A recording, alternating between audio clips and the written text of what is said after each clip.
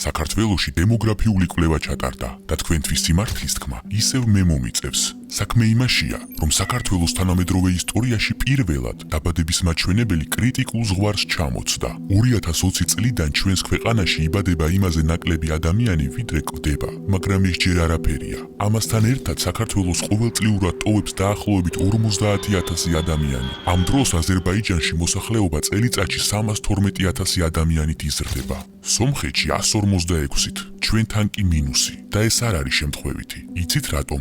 იმიტომ რომ ახალგაზრდას შვილის გაჩენა ეშინია, არა იმიტომ რომ არ უნდა, არამედ იმიტომ რომ არ იცის ხვალბინის ქირას როგორ გადაიხდის.